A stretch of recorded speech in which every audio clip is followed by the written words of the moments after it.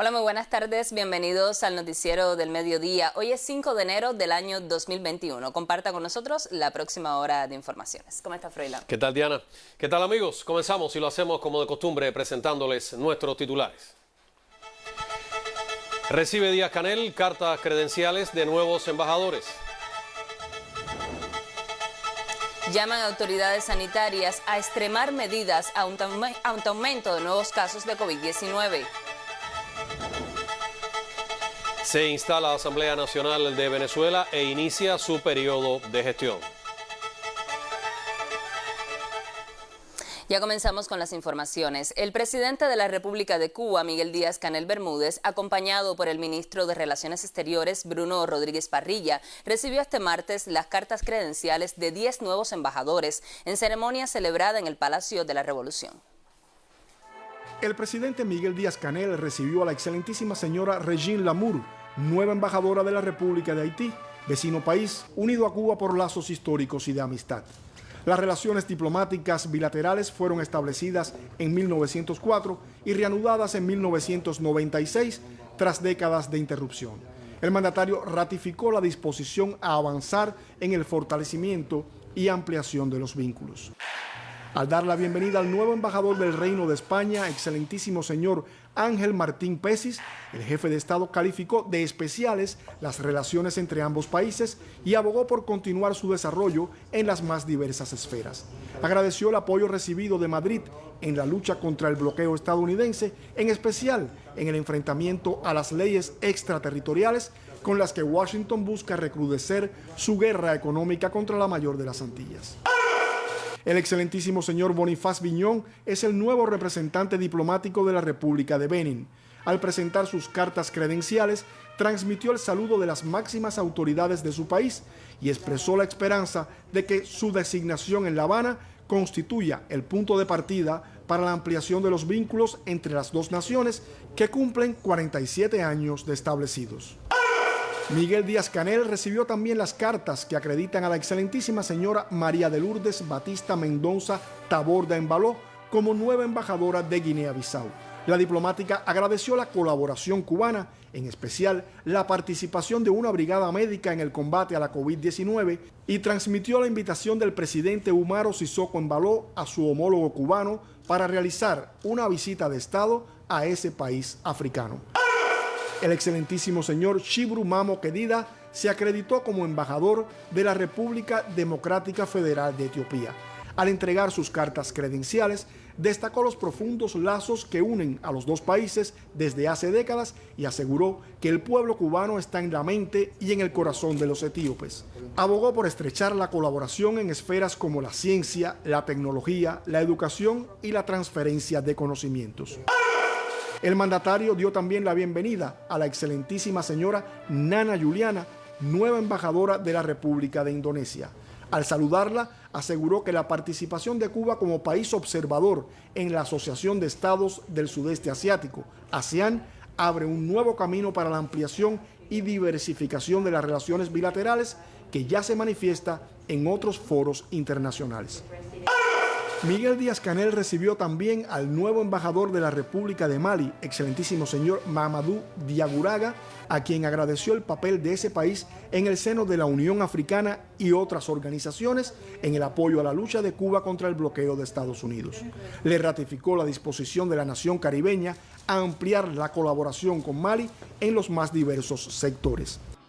El presidente cubano saludó además, mediante videoconferencia, a los nuevos embajadores de la República de Islandia, excelentísimo señor Jorundur Baltison, del Reino de Tonga, excelentísimo señor Viliami Bain Gatone, y de la República Islámica de Mauritania, excelentísimo señor Sidi Mohamed Lagdaf, quienes se desempeñan como representantes permanentes de sus respectivos países ante la Organización de Naciones Unidas en Nueva York.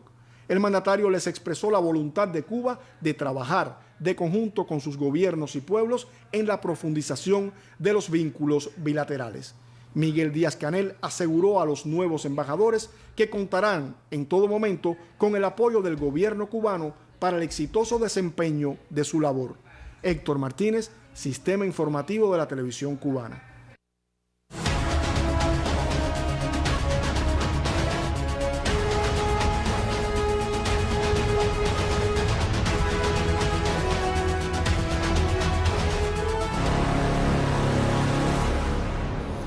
Cuba reporta al cierre de este 4 de enero 224 nuevos casos de contagios con la COVID-19.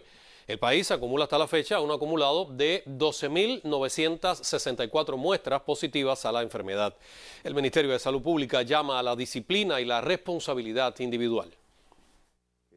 Con un llamado a la responsabilidad y al cumplimiento con todo rigor del Plan de Prevención y Control de la COVID-19, inició su informe en la conferencia de hoy el doctor Francisco Durán García, director nacional de epidemiología. La situación está compleja desde el punto de vista epidemiológico.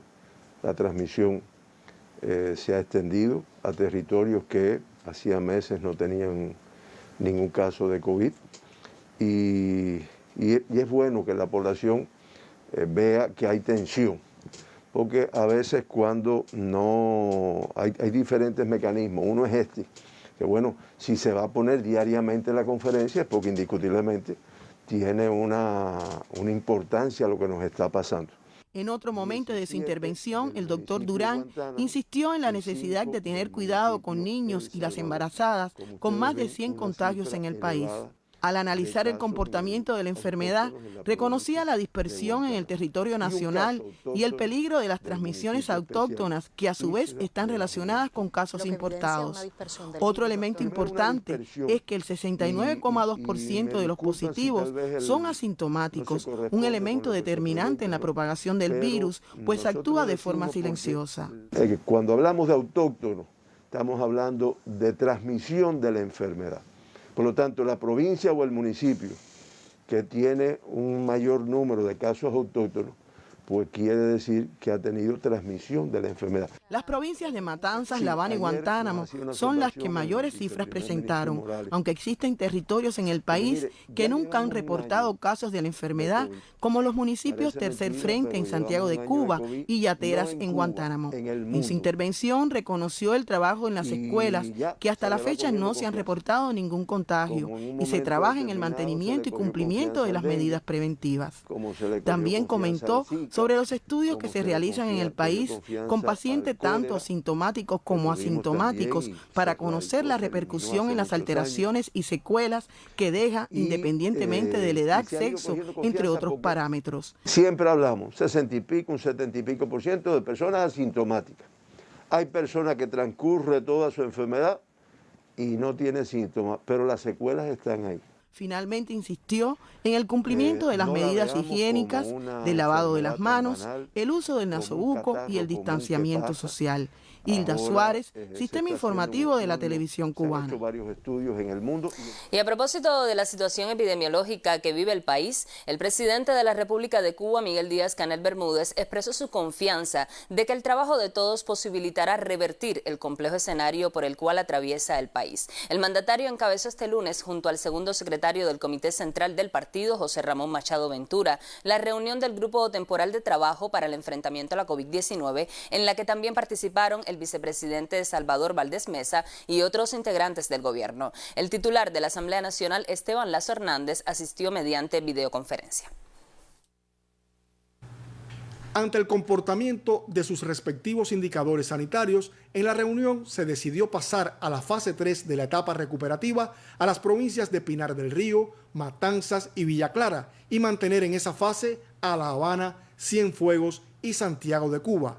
En tanto, Artemisa y Mayabeque pasaron a la fase 1 y se emitió una alerta a Las Tunas y Guantánamo debido al deterioro de su situación epidemiológica. El resto de los territorios continúa en la nueva normalidad. Atendiendo a sus condiciones particulares, diversos municipios del país se encuentran hoy en fases diferentes a las de las provincias a las que pertenecen. El viceprimer ministro doctor Roberto Morales Ojeda consideró imprescindible reforzar las acciones de prevención y control. Hay que también revisar un grupo de cuestiones que están en nuestros planes, la vigilancia clínico y la vigilancia de laboratorio. Ahora que tenemos menos viajeros, que tenemos que dedicar menos números de pruebas a los viajeros, tenemos que incrementar la pesquisa a los grupos vulnerables, a las zonas según la estratificación de riesgo, que incluye centros laborales y centros educacionales que hoy reiniciaron en el nuevo año sus labores docentes. De igual manera hay que intensificar el rigor en lo relacionado a la inspección sanitaria estatal. Y por supuesto, la revisión y el apego riguroso a los protocolos que están establecidos en el control sanitario internacional para los viajeros que se decidió, a partir del número de vuelos que se aprobó, mantener. Yo creo que en relación a eso hay que seguir garantizando el papel desde que llega a nuestro país en el primer punto en el aeropuerto hasta que culmine la vigilancia con el resultado del PCR al 5º día. Por su parte, el presidente Miguel Díaz-Canel instó a trabajar con intensidad para sobrepasar la actual situación, focalizada en los casos provenientes del exterior y sus familias y que ha afectado a personas de más edad y con comorbilidades. Consideró que ya se aprecia la disminución de los viajeros internacionales. Pero nosotros tenemos que lograr que la disminución de viajes también nos dé la posibilidad de una respuesta más efectiva para disminuir lo más rápidamente posible la cantidad de activos y los pacientes que tenemos ingresados. Para eso era importante cambiar de fase un grupo de territorios que ahora cumplan con las medidas que llevan esta fase. Hay que seguir trabajando con las demoras en dar a conocer a los viajeros el PCR. Hay viajeros que han llegado, se han ido sin conocer el resultado del segundo PCR. Por lo tanto, hay que ver todavía qué otras cosas se pueden hacer de una manera diferente para buscar resultados más rápidos. Hay que seguir gestionando el asalto. En los últimos días ha existido un mayor número de altas, lo que solo un día ha estado mayor el número de altas que el número de ingresos. Hay que potenciar el trabajo de las unidades de cuidados intensivos, porque ya la presión que tienen es un poquito mayor que la que hemos tenido en otro momento. Nos hemos movido entre los 20 y los 23 casos, entre graves y críticos en la última semana. Y nosotros sabemos que no hay el mismo nivel de trabajo en todas las unidades de cuidados intensivos del país. Y lo que señalaba Morales es que no podemos perder la atención a los más vulnerables. Yo creo que si lo trabajamos bien, como sabemos hacerlo, nosotros en lo que queda de este mes podemos bajar notablemente la cantidad de casos activos y cortar la transmisión esta que hemos tenido, volver a niveles como los que tuvimos en otro momento. El mandatario llamó la atención de que, a pesar del sensible incremento de los contagios en las últimas semanas, la letalidad ha disminuido y Cuba se ubica entre las naciones latinoamericanas y caribeñas con tasas más bajas en ese indicador. Héctor Martínez, Sistema Informativo de la Televisión Cubana. La baja percepción del riesgo entre la población se manifiesta como una de las causas por la que en varios territorios del país existe un incremento en el número de casos positivos a la COVID-19. La provincia de Matanzas es uno de esos casos, por eso su retorno a la fase 3. Desde esta occidental región nos llega el reporte del periodista Karel Ricardo Roque sobre las acciones que allí se acometen. La provincia de Matanzas retorna a la fase 3 de la recuperación post-COVID tras el incremento de casos positivos en las últimas semanas. Matanzas resulta la segunda provincia del país que recibe más viajeros internacionales, por lo que las autoridades sanitarias incrementan la vigilancia y control epidemiológico en aeropuertos y en las instalaciones hoteleras de Varadero. Como parte de las medidas implementadas por el aumento de casos positivos en el territorio, se retoman las medidas de higiene y prevención en centros laborales y espacios públicos, como el uso obligatorio del nasobuco, el pesquisaje y el control de focos, en hogares maternos, de ancianos y de niños sin amparo familiar, así como en hospitales, casas de rentas y de viajeros. Las máximas autoridades del partido y el gobierno en la provincia, encabezadas por Libán Izquierdo Alonso y Mario Sabines Lorenzo, respectivamente, analizan el comportamiento de la pandemia en los 13 municipios con casos activos. Hay que llegar con la pesquisa al 100% de los centros de trabajo, de la vida económica, política y social de la provincia. Todos los centros de trabajo tienen que hacer pesquisa y hay que informar el resultado del área de salud. Y salud pública tiene que comprobarlo. Hay que lograr una pesquisa de libros en los centros educacionales. Aquí está el director de educación. Y hay que saber todos los días el resultado de la pesquisa. recobra mayor importancia la atención a los vulnerables y la mensajería. Nosotros tenemos que volver a evitar que los ancianitos salgan y que los servicios fundamentales se le lleven a la vivienda. En tanto estemos en la fase, hay que evitar que circulen. Desde la jornada de ayer fueron cerrados los bares y solo prestarán servicios, centros de elaboración de alimentos, restaurantes y cafeterías con personal limitado. Al retroceder la provincia a la fase 3 del enfrentamiento a la pandemia, los municipios de Ciénaga de Zapata y Perico se encuentran en transmisión autóctona, mientras que Pedro Betancur, Los Arabos, Matanzas, Jagüey Grande y Cárdenas se colocan en la fase 2. Los territorios de Limonar y Jovellanos, por su situación sanitaria, se preparan en la fase 3 y en la nueva normalidad se mantienen los municipios de Martí, Colón, Unión de Reyes y Calimete. A pesar del incremento de casos positivos, en Matanzas se mantienen vitales todas las actividades de producción de alimentos y la tarea de ordenamiento, con el fin de hacer avanzar la economía del país y, con la experiencia adquirida, revertir la situación epidemiológica que enfrenta la provincia. En Matanzas, Karel Ricardo Roque, Sistema Informativo de la Televisión Cubana. La empresa agroforestal Guanacavives en Pinar del Río cuenta con 16 renglones exportables. Sobre sus proyectos para el 2021 le ampliamos más adelante en esta emisión.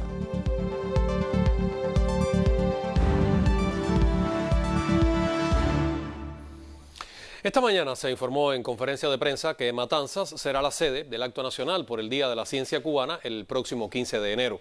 También recibieron reconocimientos La Habana, Villa Clara, Pinar del Río y Guantánamo. Según Elba Rosa Pérez Montoya, ministra de Ciencia, Tecnología y Medio Ambiente, la integración entre todos los sectores permitió resultados positivos. Este año, dinamizar la innovación, el vínculo universidad-empresa mediante el impacto de los parques científico-tecnológicos y motivar el desarrollo local son prioridades hacia el avance de la economía cubana. En próximos espacios tendremos más detalles sobre la jornada por la ciencia cubana.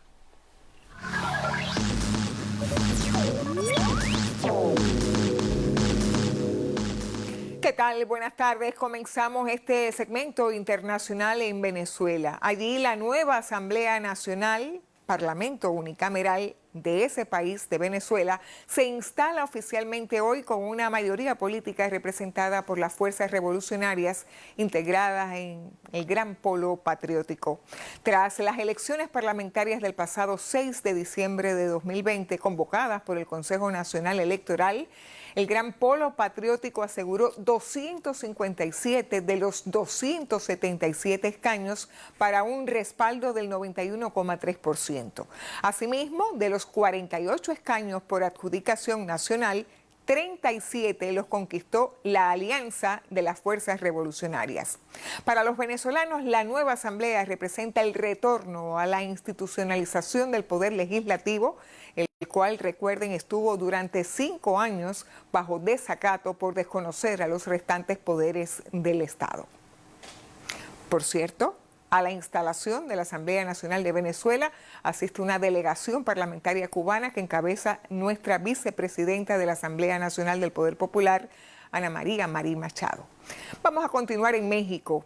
Allí el diario La Jornada calificó de algo muy relevante la decisión del presidente Andrés Manuel López Obrador de ofrecer asilo político a Julian Assange y solicitar al Reino Unido su indulto. De acuerdo a La Jornada, el anuncio de López Obrador introdujo un inesperado giro de optimismo en el ambiente en el que se lleva a cabo el juicio y representa un destello de esperanza para el propio Assange. Estoy a favor de que se le indulte. No solo eso. Voy a pedirle al secretario de Relaciones Exteriores que haga los trámites correspondientes para que se solicite al gobierno del Reino Unido la posibilidad de que el señor Assange quede en libertad y que México le ofrece asilo político.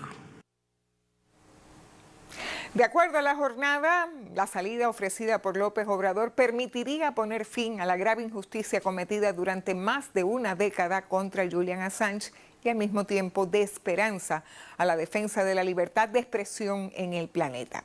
Vamos a continuar en el corazón de Asia, donde se encuentra la República Islámica de Afganistán. Hoy trasciende que el equipo negociador de esa nación partió hacia Doha, Qatar, donde se reanudará la segunda ronda de negociaciones de paz con el movimiento talibán. El jefe del Comité del Liderazgo del Alto Consejo para la Reconciliación Nacional, Abdullah Abdullah, dijo que se espera que esta nueva ronda se centre en el alto el fuego y la reducción de la violencia en ese país asiático. La víspera se reunió ese Comité de Liderazgo del Alto Consejo para la Reconciliación Nacional con los negociadores de la República Afgana y discutieron los últimos acontecimientos en el proceso de paz, así como las directrices claras para esta nueva ronda de conversaciones. Y hoy en Irán, el ejército comenzó este martes una maniobra militar a gran escala con drones que mostrará su poderío y preparación para el combate. Este gran entrenamiento militar de 2 días involucra centenares de aviones no tripulados, los llamados drones, que son operativos de las fuerzas terrestre, aérea y marítima del ejército de Irán, así como de su fuerza de defensa aérea, anunció el lunes el comandante adjunto del ejército, el general de brigada Mohammad Hossein Dadras, y añadió que el ejercicio se desarrollará en la provincia de Semnan, en el centro, y en diferentes regiones del país, incluidas zonas fronterizas.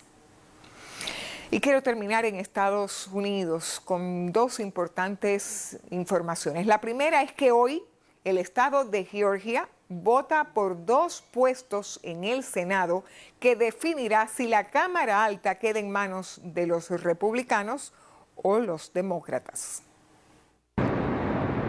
Más de 2,3 millones de personas han votado ya en los comicios para elegir a los 2 senadores federales por Georgia que determinarán el control de la Cámara Alta de Estados Unidos en lo que son las elecciones de segunda ronda con mayor participación en la historia del estado. Estos 2,3 millones de electores que ya sufragaron para los comicios del 5 de enero de 2021 representan aproximadamente el 27% del padrón electoral. 1,5 millones de personas lo hicieron de forma anticipada, que en la mayoría de condados finalizan este miércoles. Otras 800.000 han enviado sus papeletas por correo o las han depositado en los buzones especiales. En estas elecciones de segunda ronda, que acaparan la atención nacional porque podrían darle al presidente electo Joe Biden y a los demócratas el control del Congreso, el periodista Jon Ossoff y el reverendo Raphael Warnock buscan desbancar a los senadores republicanos David Perdue y Kelly Loeffler. Según el portal Georgia Votes, una mayor proporción de hispanos y afroamericanos están votando en comparación con las elecciones generales, lo que podría ser una buena señal para los demócratas. Y la segunda información es que este 6 de enero Estados Unidos se prepara para afrontar la salvaje marcha convocada por Donald Trump en un intento por anular la victoria electoral de Joe Biden. De ello vamos a hablar mañana. Continúen ahora con otras informaciones. Gracias, Irma. Continuamos con el análisis. Tras la filtración del contenido de una llamada del presidente Donald Trump al principal funcionario electoral en Georgia, en la que le pidió que encontrara suficientes votos para anular el resultado de la elección en ese estado, el mandatario volvió a incendiar las redes al insinuar que el vicepresidente Mike Pence será decisivo para revertir la confirmación de Joe Biden en la sesión conjunta del Congreso que tendrá lugar este miércoles. El mandato de Trump concluye en 15 días, Diana, pero queda muy claro que no se irá con una sonrisa en el rostro. Está haciendo, o más bien deshaciendo, con tal de mantenerse en el poder. ¿Qué opciones le quedan realmente en su reclamo de fraude electoral? ¿Existe la posibilidad de que se salga con la suya y permanezca en la Casa Blanca? Con las respuestas a estas interrogantes, damos la bienvenida este 2021 a nuestro noticiero al periodista Jorge Legañó. Legañó, bienvenido. Saludos, Diana, Froilán, amigos televidentes. Un placer volvernos a encontrar ya en 2021 para interpretar la realidad política internacional. Donald Trump sigue sumando escándalos, ya lo escuchaban, al culebrón electoral presidencial.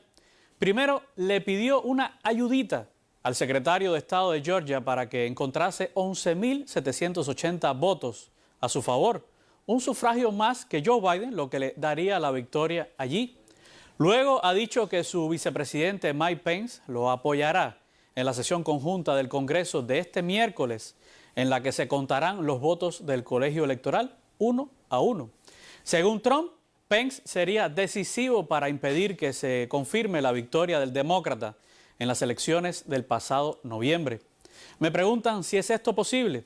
Déjeme decirle que el rol del vicepresidente en la sesión conjunta del Congreso de mañana es puramente ceremonial.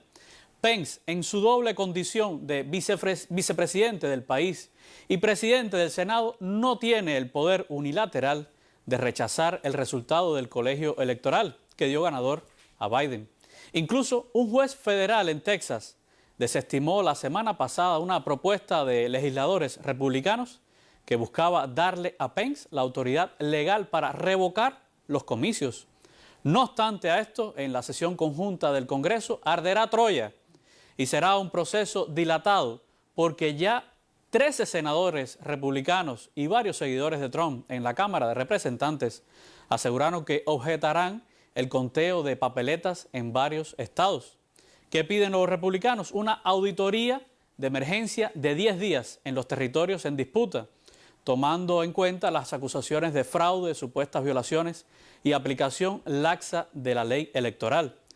Toman como referente lo sucedido en el lejano 1877, escúchelo, año en el que se conformó un comité bipartidista para investigar las elecciones después de que ambas partes reclamaran la victoria en 3 estados.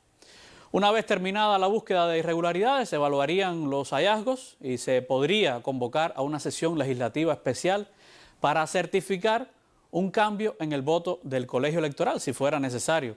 Pero en opinión de este comentarista, ese es un camino cuesta arriba. Permítanme explicarle, las objeciones al conteo electoral deben ser respaldadas por un miembro de la Cámara de Representantes y uno del Senado de manera simultánea.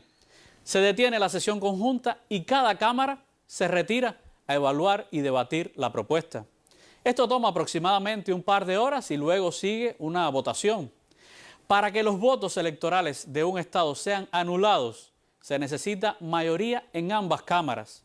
Escenario poco probable porque los republicanos no son suficientes en la Cámara de Representantes como para imponerse, y en el Senado varios trumpistas han adelantado que no se plegarán a esta jugada partidista que en el fondo lo que busca es retrasar la toma de posesión de Biden, deslegitimar el gobierno del demócrata y ganarse oportunistamente el favor de los seguidores de Trump.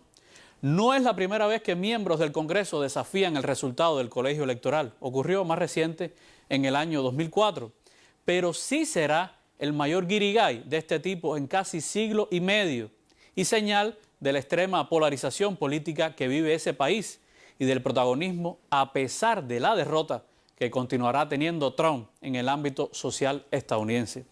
Así las cosas, demócratas y republicanos se disputan hoy en segunda vuelta en Georgia los 2 escaños por definirse en el Senado y que confirmará el liderazgo de poder de uno u otro partido en esa Cámara. Proyecciones, pues los resultados pintan hasta ahora rojo republicano. Ningún demócrata ha ganado allí la carrera por el Senado en décadas. Los 2 candidatos republicanos obtuvieron la mayor cantidad de votos el pasado 3 de noviembre. Pero ojo, puede haber sorpresas. La competencia está muy ajustada y el sufragio adelantado avisora una gran participación, mientras que los consternados republicanos siguen hablando de fraude. Manténgase informado, la verdad necesita de nosotros.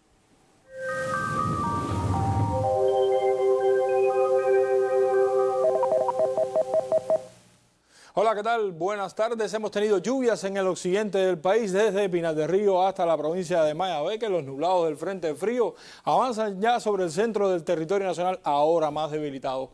El acumulado más significativo ayer, 28 milímetros en Isabel Rubio en las últimas 24 horas, asociadas al cruce del frente frío que dejará la mayor parte de los nublados y la lluvia ahora en zonas del centro del territorio nacional. Lo pueden observar en esta imagen un poco más ampliada, cómo los nublados se mueven sobre el occidente y llegan al centro del territorio nacional. Aquí estará la mayor probabilidad de lluvia para hoy.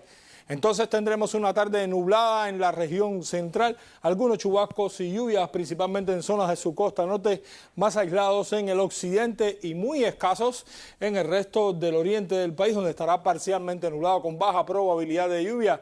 En la noche se mantienen algunos nublados sobre el centro, costa norte de la región central y bueno, muy poca nubosidad hacia el sur oriental. Sin embargo, se mantiene parcialmente nublado el occidente, por eso las temperaturas máximas hoy estarán entre 23 y hasta 26 grados Celsius en casi todo el occidente, el centro, superiores en el oriente, donde puede llegar hasta los 32 grados Celsius en la provincia de Granma. En la noche bajando algo la temperatura ya en el occidente, podemos tener valores de 17 y hasta 20 grados Celsius de temperatura en la noche y bueno, superiores hacia el oriente, donde pueden llegar hasta 22 grados Celsius todavía en Santiago de Cuba. Los vientos soplan de región norte en el occidente con velocidades entre 10 y 25 kilómetros por hora, superiores en zonas de la costa norte, donde pueden llegar hasta 30 kilómetros por hora. En el resto del territorio nacional quedarán variables débiles hasta el anochecer, cuando pudieran llegar los vientos de región norte a zonas del centro del territorio nacional. Por eso vamos a tener poco oleaje en todos nuestros litorales hasta el anochecer. Así que mis amigos, la tarde algo fría en el occidente, algunas lluvias en costa norte del centro del país, en el resto del territorio nacional muy baja probabilidad de lluvia. Les deseo a todos que tengan una tarde muy feliz, que se cuiden y hasta mañana.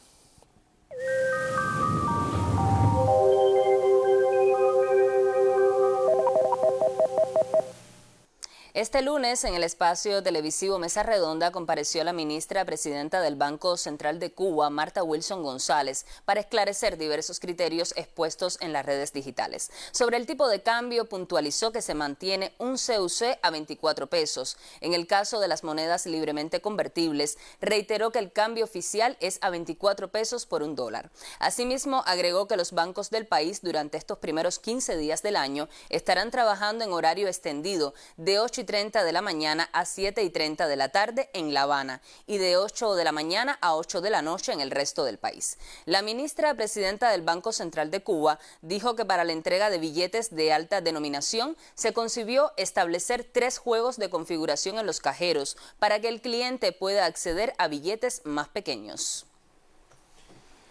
Y también para esclarecer dudas de la población concurrieron este lunes a la mesa redonda los ministros de Transporte y Comercio Interior. El ministro de Transporte, Eduardo Rodríguez Dávila, explicó los principios que se tuvieron en cuenta para establecer las nuevas tarifas. Entre ellos, la coherencia entre los precios de acuerdo al confort y la calidad del servicio y la importancia de fijar tasas máximas pasajero-kilómetro para evitar distorsiones en los territorios. De manera general, los precios en el transporte crecen entre entre 2 veces y 5 veces aproximadamente todos los servicios.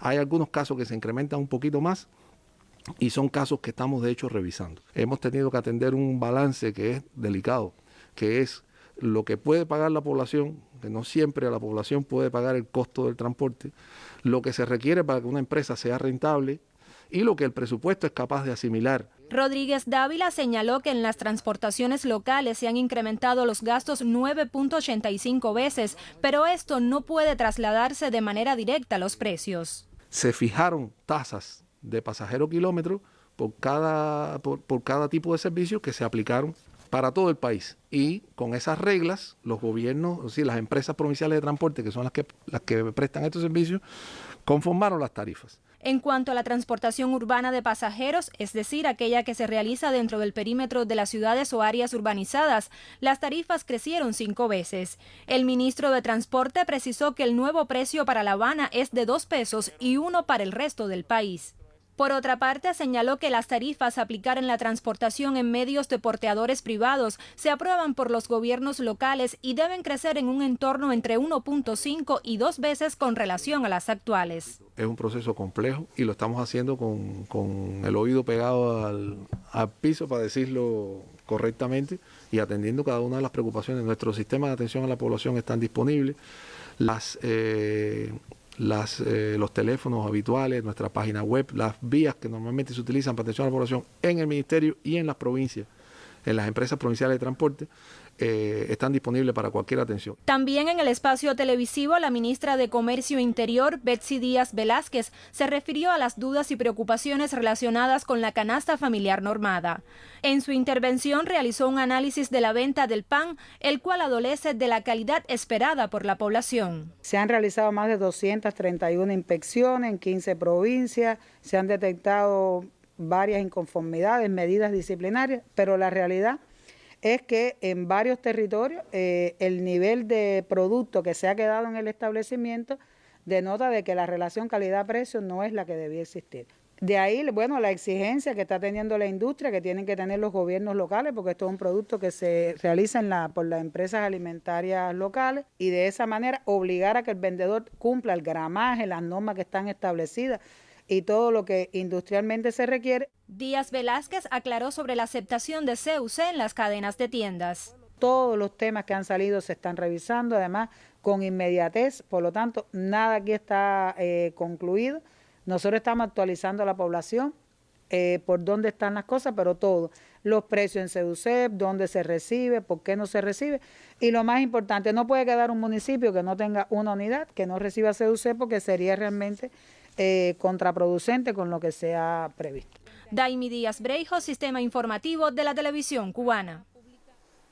A partir del 1 de enero se inició el ordenamiento monetario en Cuba, en el que el sistema financiero desempeña un papel de suma importancia. Este ofrece ventajas a las empresas que exportan bienes o servicios y también es precisamente uno de los objetivos principales de la medida, incentivar las exportaciones y sustituir las importaciones. La empresa agroforestal Guanacavives se preparó para el nuevo escenario.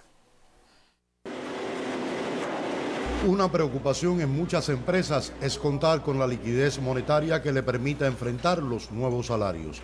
En la agroforestal Guanacavives del municipio pinareño Sandino no es así, pues se habían preparado para el nuevo escenario.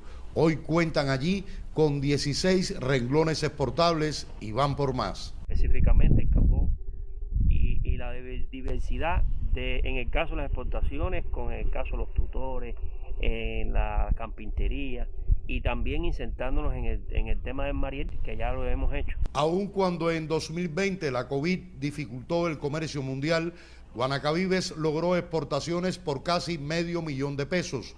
Suponiendo que solo llegara a esa cifra en el actual año, el ingreso sería entonces de 12 millones. Y poder tener, a partir de este ordenamiento monetario, la posibilidad de respaldar el salario que hoy se le fijó a todos los trabajadores. Pero tenemos bien definido y bien delimitado a partir de las prioridades, a partir de las exportaciones, que es lo que le va a dar vida a la empresa. Carbón vegetal, madera cerrada, tutores, tablillas y mesas picnic son algunos de los renglones exportables del agroforestal Guanacavives, sin descuidar las ventas a la zona especial del Mariel, al turismo que debe despertar en la península y al consumo nacional. Manolo Rodríguez Salas, Sistema Informativo de la Televisión Cubana. En los minutos finales de esta emisión nos acercaremos a la vigencia de uno de los textos más importantes del ideario independentista del héroe nacional de Cuba.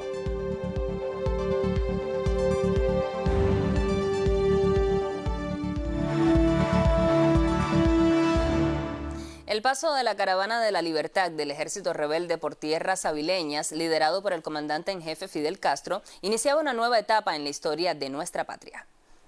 A 62 años del suceso, el pueblo y las autoridades rememoraron la efeméride. Se recordó la fecha con un acto histórico-cultural en el que se le rindió homenaje al comandante en jefe y se resaltó la labor del personal de la salud en el enfrentamiento a la COVID-19. Además, recibieron el carnet de la UJC, un grupo de estudiantes de la enseñanza media, así como el del partido a trabajadores de varios sectores. Los avileños patentizaron las palabras del presidente Miguel Díaz-Canel Bermúdez, quien aseguró en su cuenta de Twitter que el país de la libertad sigue el camino de Fidel.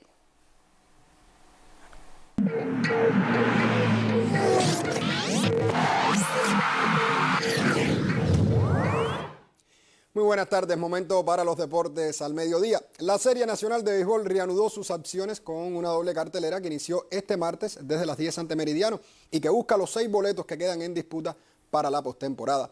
En el duelo más interesante de la fecha, Camagüey superó a Matanzas 4-2 con otra genial apertura del derecho, Yariel Rodríguez.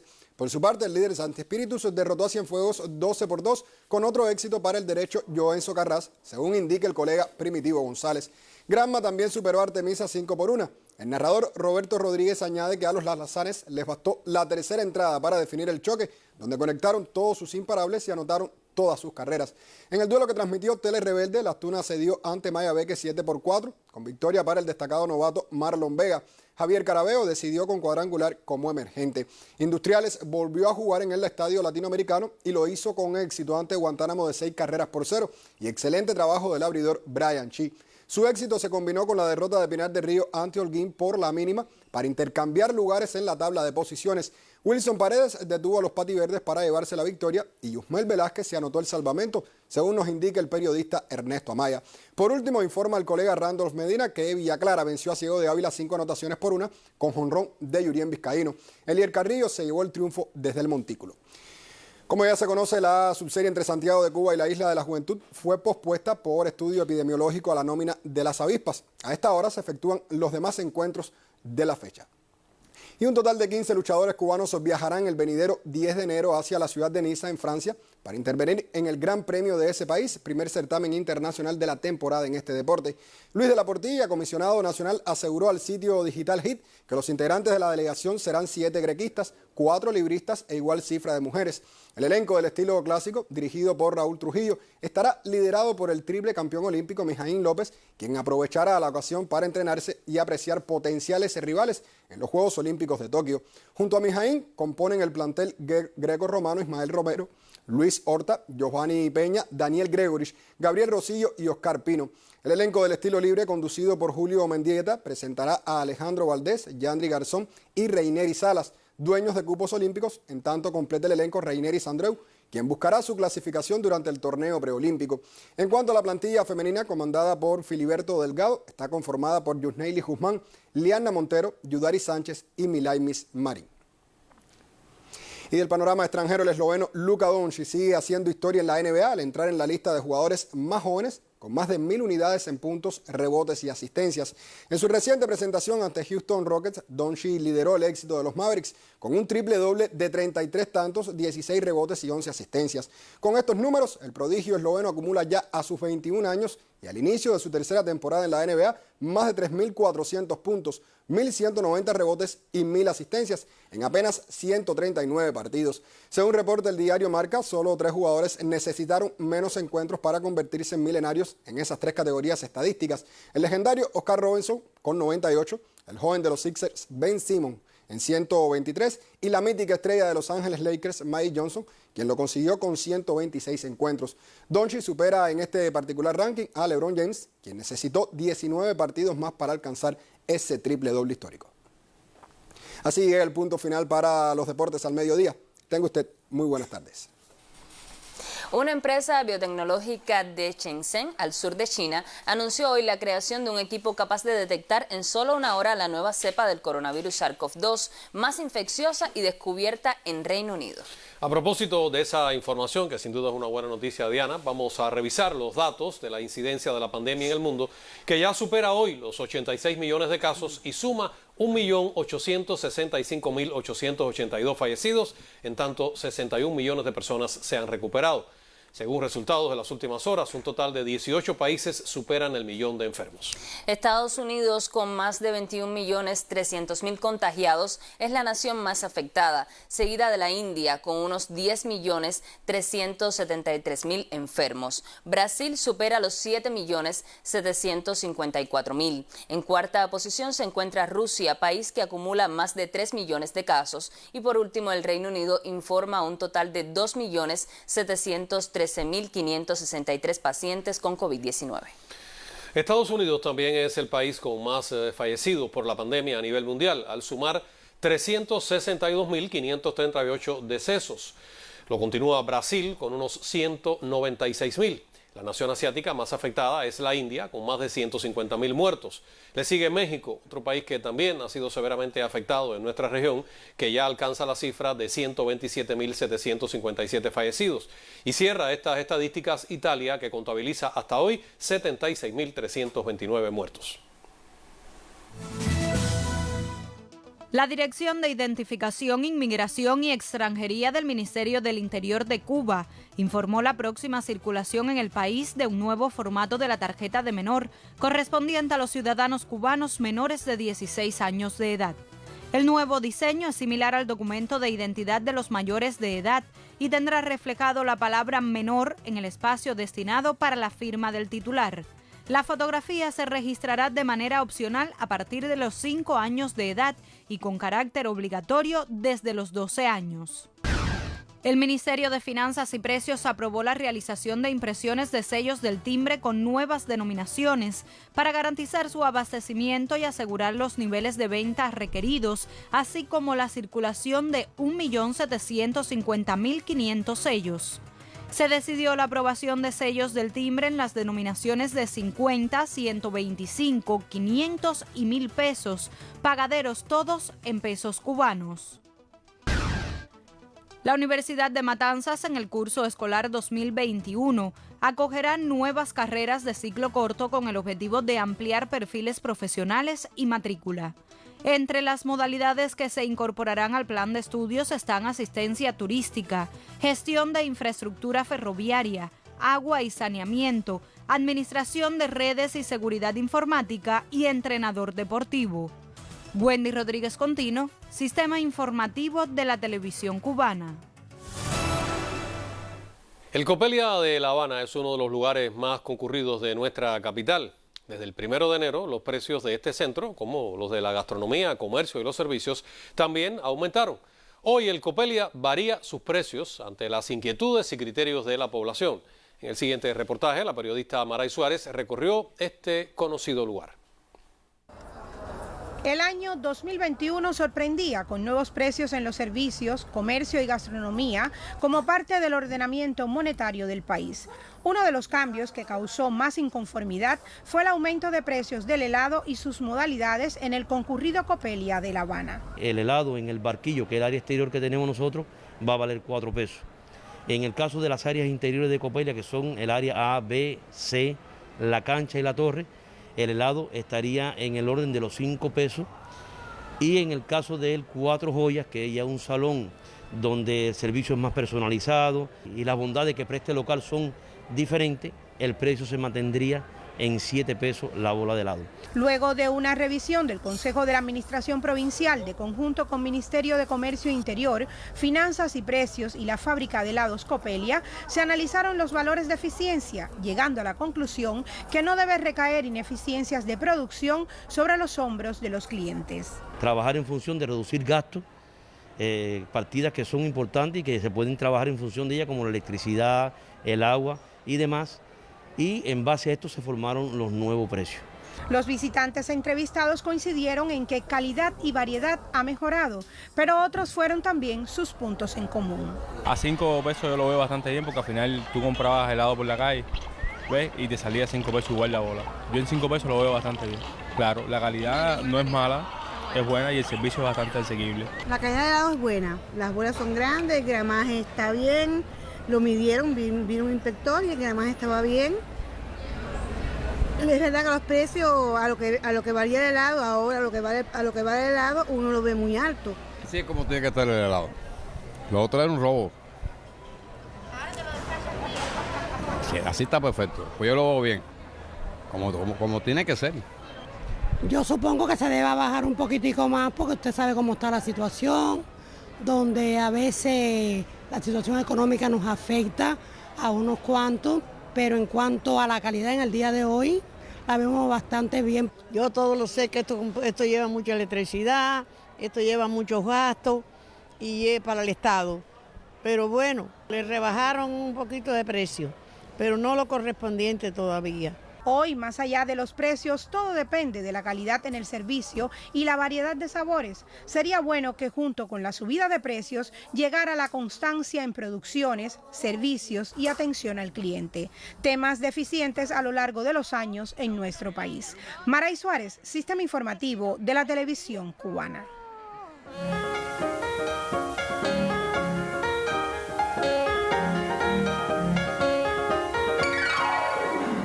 Buenas tardes, comenzamos hablando de música. La edición 36 del Festival Internacional Jazz Plaza comenzará el próximo 19 de enero hasta el 24 del propio mes. La contingencia epidemiológica condicionará la fiesta, pero cumpliendo con los protocolos de las autoridades sanitarias, habrá conciertos en las 2 salas del Teatro Nacional de Cuba y en la que ha sido sede tradicional por años la Casa de la Cultura de Plaza de la Revolución. En el Teatro Nacional los conciertos presenciales serán con la reducción de la capacidad para el público de forma tal que se pueda garantizar el distanciamiento entre la audiencia. En ese escenario estarán el maestro Bobby Carcassés, el grupo Síntesis, Rolando Luna, Maraca, Ruy López Nusa y Roberto Fonseca. También habrá conciertos homenajes dedicados a Pello el Afrocán, Rubén González y a la Rumba. En la Casa de la Cultura de Plaza se proyectarán conciertos online que sucederán en España, Haití y Estados Unidos. Las sesiones teóricas del coloquio internacional estarán dedicadas a los centenarios de Fran Emilio Flynn, Chico O'Farrill y Cándido Camero, así como al aniversario 110 del natalicio de Armando Romeu, al cumpleaños 80 de Chucho Valdés y al centenario del fallecimiento de Miguel Failde. La Dirección Provincial de Cultura en Camagüey otorgó la distinción Espejo de Paciencia al Premio Nacional de Periodismo José Martí 2018 y José Antonio Fernández de Castro 2009, el avileño José Aurelio Paz, por su consagrada labor y aportes al sector artístico desde las letras. Y que tiene que ver muy a tono. Ejerce una profesión con la pluma. Desde las líneas del periódico Invasor en Ciego de Ávila, revistas, libros y otros espacios, José Aurelio Paz ha mantenido durante 40 años el oficio de escribir. Ha prestigiado en Camagüey los coloquios de periodismo cultural y encuentros organizados por el Centro del Libro y la Literatura. Uno de los mejores exponentes del sector en el país, mereció la distinción Espejo de Paciencia, máximo reconocimiento que otorga la Dirección Provincial de Cultura. Ese es el resumen del cariño que he recibido en esta provincia desde que vine al primer coloquio de crítica cultural. Yo me siento como en mi casa, me voy muy agradecido a Camagüey. Para mí esto es un compromiso de estar regresando acá cada vez que me inviten y participar con ustedes en este ágape que ustedes logran con la cultura, que sean vasos comunicantes, que confluyen todos. De verbo agudo, fue galardonado con el Premio Nacional de Periodismo José Martí y el de Periodismo Cultural José Antonio Fernández de Castro por la obra de la vida. Licenciado en Filología de la Universidad Central en Villa Clara, este profesional pertenece al Ejército de Pensamiento e Ideas que reafirma desde las letras su compromiso con la verdad. En Camagüey, Aimee Amargós, Sistema Informativo de la Televisión Cubana. Y finalizamos este espacio ofreciéndoles detalles sobre las nuevas tarifas para los teatros que publica hoy una resolución de Cuba Escena. La mencionada resolución detalla que los precios oscilarán entre 10 y 120 pesos según las condiciones de los teatros y la calidad de la programación. En conjunto, la actividad de estas instituciones continuará subsidiada, aunque se hace un esfuerzo por prever un nivel de ingresos ligeramente mayor. Para la formación de las tarifas se tuvo en cuenta el balance de los costos una vez iniciado el ordenamiento. Se tomó como modelo una función diaria del Ballet Nacional de Cuba, la compañía que más público atrae al teatro. Esa modelación arroja que en una función a teatro lleno se obtendrían ingresos después de pagar todos los gastos por debajo de 10.000 CUP. El subsidio a los espectáculos teatrales se mantiene como política de Estado, tomando como base el ingreso mínimo antes y después del ordenamiento.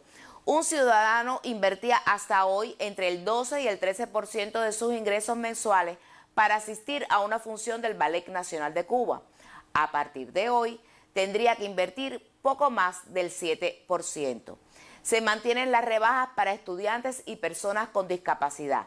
El Consejo Nacional de las Artes Escénicas cuenta con el correo electrónico debateescénico@cubaescena.cult.cu para recibir y atender las inquietudes que se pudieran generar.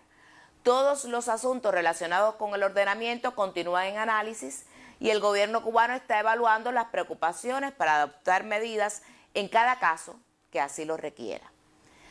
Con esta información me despido. Muy buenas tardes.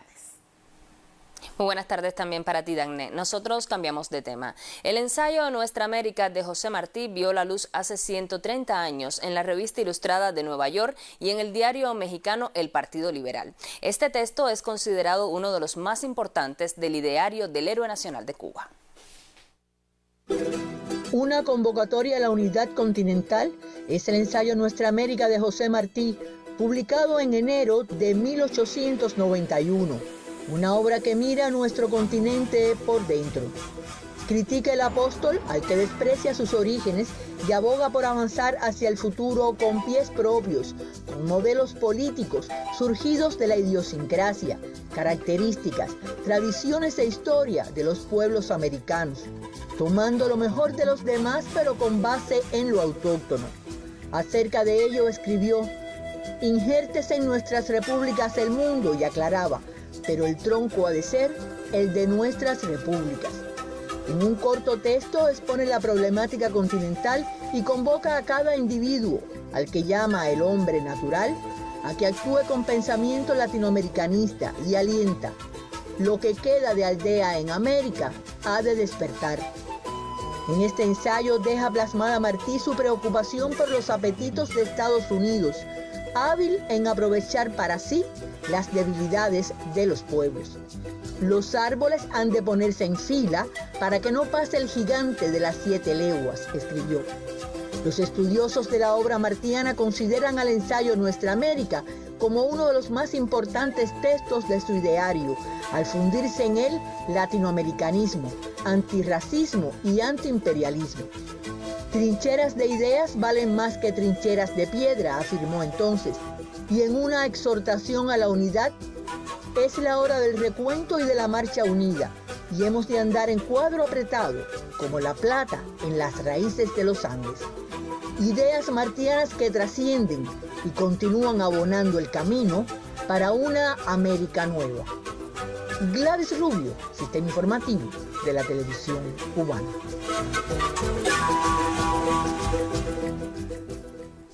Y de esta forma concluye el noticiero del mediodía. Espere más información en la emisión de la tarde de Canal Caribe y el noticiero estelar de las 8 de la noche. Como siempre, le dejamos nuestros consejos. Cuídese mucho, observe las disposiciones y una conducta cívica responsable, porque la COVID sigue entre nosotros. Seguir tomando todas las medidas como lo hemos hecho hasta ahora. Nosotros nos vemos mañana. Buenas tardes. Buenas tardes.